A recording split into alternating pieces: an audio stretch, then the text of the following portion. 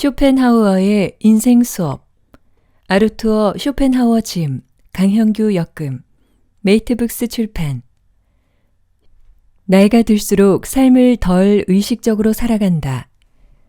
어떤 사람은 청년기에는 활기차고 활동적이지만 그것으로 완전히 끝나버리는 경우가 있다. 반면에 어떤 사람은 노년기에 오히려 더 강해지고 활동적이기도 하다.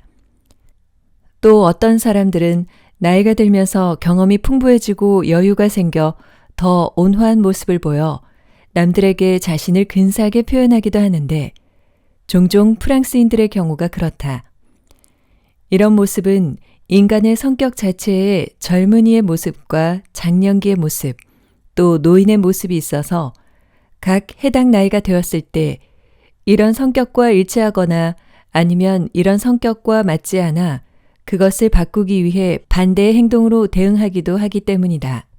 배를 타고 갈 때 강가에 있는 사물이 점점 멀어지면서 그 모습이 점점 작아져 보이는 것으로 자신이 앞으로 나아가고 있다는 사실을 알아차리는 것처럼 점점 나이를 먹어갈수록 다른 사람들이 젊어 보일 때 자신이 늙어가고 있다는 사실을 비로소 깨닫게 된다. 사람이 보고 행동하고 경험하는 모든 것이 나이가 들어갈수록 기억과 정신에 더 적은 흔적을 남긴다는 것은 앞에서 자세히 설명했다. 이런 의미에서 사람은 젊었을 때만 완전히 의식적으로 살며 노년기에는 반쯤만 의식적으로 살아가는 것이라 말할 수 있겠다. 즉, 사람은 나이가 들어갈수록 덜 의식적으로 삶을 살아가는 것이다. 수천 번 본 예술작품은 그 어떠한 감동도 주지 못하는 것처럼 사물은 아무런 인상을 남기지 못하고 빠르게 스쳐 지나가 버린다. 사람은 해야 할 일을 하고 있지만 그 일을 했는지 알지 못한다. 그렇게 삶이 점점 더 무의식적으로 바뀌어버리고 결국은 완전히 무의식 상태로 돌진하게 되며 그렇게 시간의 흐름도 점점 빨라진다. 어린 시절에는 모든 대상과 사건이 새롭고 신기하므로 모든 것을 의식한다. 그래서 하루가 헤아릴 수 없이 길게 느껴진다. 우리는 여행을 할 때도 똑같은 일을 경험한다. 한 달 동안의 여행 기간이 집에서 보낸 넉 달보다 더 길게 느껴지는 것이다. 하지만 이처럼 사물이나 주위가 신기하게 느껴지더라도 어린 시절이나 여행 갈 때 길게 느껴지는 2시간은 종종 노년기나 집에서 보내는 시간보다 실제로 더 길어지는 느낌을 받는 경우도 없지는 않다. 인생의 마지막에 이르러서야 내가 어떤 인간인지를 깨닫는다. 우리 인생의 첫 40년은 본문을 제공하고 그 다음 30년은 그것에 대한 주석을 제공한다. 이 주석은 본문의 도덕성 및 모든 미묘한 표현과 함께 텍스트의 진정한 의미와 맥락을 제대로 이해하는 것을 가르친다. 인생의 끝이 다가온 무렵은 가면을 벗어버린 가장 무도회의 끝 무렵과 같다. 자신이 살아오면서 만나온 사람들이 실제로 누구였는지 마침내 확인할 수 있는 것이다. 성격이 드러나고 행동들이 결실을 맺고 업적이 정당한 평가를 받으며 모든 망상이 무너진다. 거기에는 그저 시간이 필요했던 것이다. 그러나 가장 이상한 일은 인생의 마지막에 다가가서야 그제야 세상과 타인의 관계에서 자기 자신의 실체, 자신의 목표와 목적을 진정으로 인식하고 이해한다는 점이다. 항상은 아니지만 자주 예전에 생각했던 것보다 자신을 더 낮은 위치로 보아야 하는 경우가 있고 때로는 더 높은 위치로 보아야 할 때도 있다. 이것은 세상의 천박함에 대해 충분한 생각이 없었기 때문에 세상보다 더 높은 곳에 자신의 목표를 두었기 때문이다. 그러다 우연히 당신이 어떤 인간인지를 깨닫게 되는 것이다. 열정이 행복을 가져올 수 없기에 노년기의 삶은 슬프지 않다. 보통 젊은 시절을 인생의 행복한 시간으로 노년기는 슬픈 시간이라고 부른다. 열정이 행복을 가져온다면 그것은 사실일 것이다. 젊은 시절에는 이러한 열정 때문에 이리저리 끌려다니며 기쁨은 적고 고통은 크다. 하지만 차가운 노년기가 되면 열정은 그들을 내버려 둔다. 대신 노년기의 삶은 명상의 손길을 얻는다. 인식이 자유로워지고 우월적인 위치를 차지하기 때문이다. 이 인식은 그것 자체로는 고통이 없기 때문에 인식이 의식 속에서 우세할수록 인간은 더욱 행복해진다.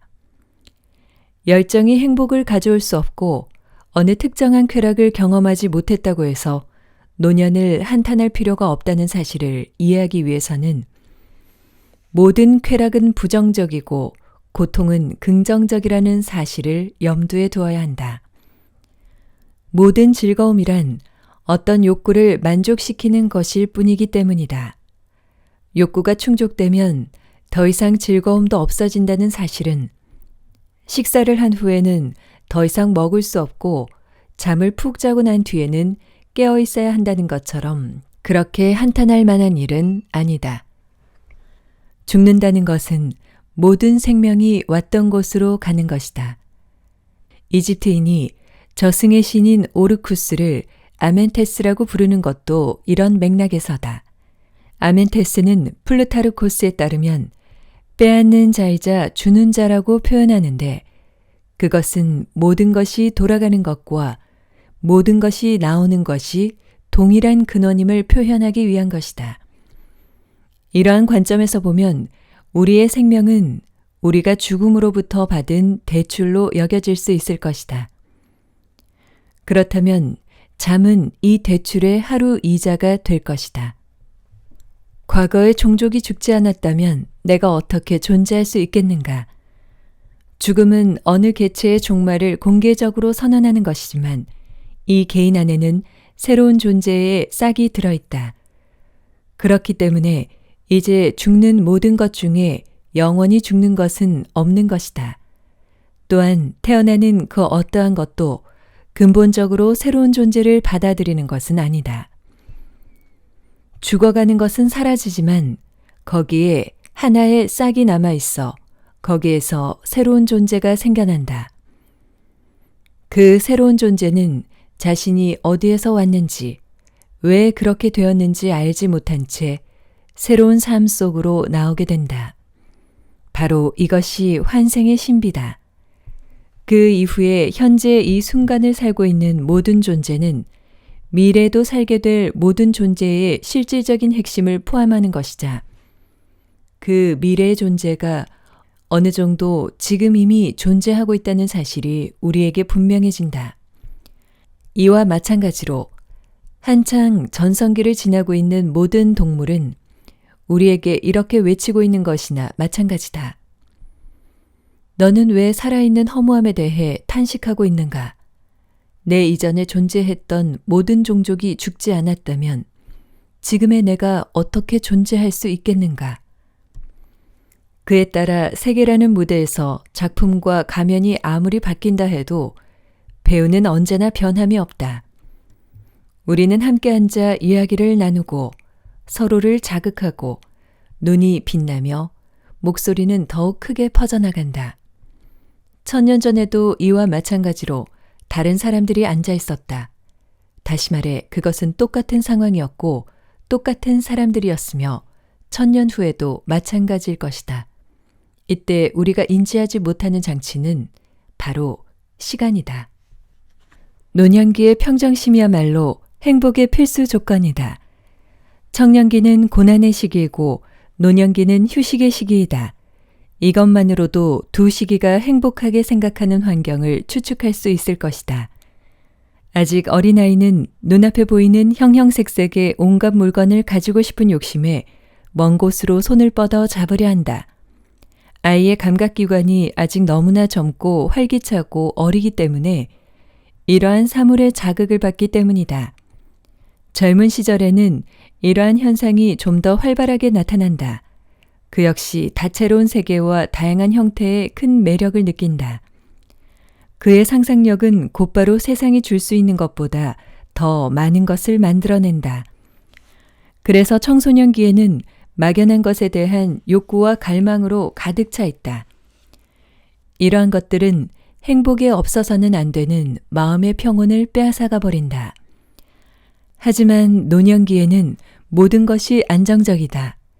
피가 차가워져서 감각기관의 과민성이 줄어들었기 때문이기도 하다. 그러나 부분적으로는 경험으로 인해 사물의 가치나 쾌락의 내용을 정확하게 알게 되어 예전에 사물의 가치에 대한 자유롭고 순수한 견해를 가리고 왜곡시켰던 환상이나 망상, 편견에서 벗어났기 때문이다. 이제는 모든 것을 예전보다 더 정확하고 더 명확하게 인식하고 있는 그대로 받아들이며 또한 어느 정도는 세상 모든 것의 올바름을 이해하게 된다. 거의 모든 노인, 심지어 아주 평범한 능력을 갖춘 사람조차 어느 정도는 지혜롭다는 인상을 주어 젊은 사람들과 구별되는 겉모습, 지혜로워 보이는 모습을 갖게 되는 것은 바로 이런 이유 때문이다. 이러한 것들은 노인들에게 정서적 안정을 가져온다. 이러한 평정심은 행복의 커다란 한 부분이며 어쩌면 행복의 필수 조건이자 본질적인 요소이다. 지금까지 메이트북스에서 출판한 쇼펜하워의 인생 수업이라는 책이었습니다. 쇼펜하워가 몇 년도 사람인지 아세요? 1700년도 후반에 태어나서 1800년도까지 활동한 독일의 철학자예요. 마치 2023년을 살고 있는 분 같은데요. 문장 하나하나가 정말 주옥 같은 내용이었어요. 다음에도 더 들려드릴게요. 낭독을 허락해 주신 메이트북스 출판사께 깊은 감사드립니다. 책도 직접 선물해 주셨어요. 고맙습니다. 오늘도 끝까지 함께 해주신 여러분 감사합니다. 행복한 시간 보내세요. 고맙습니다.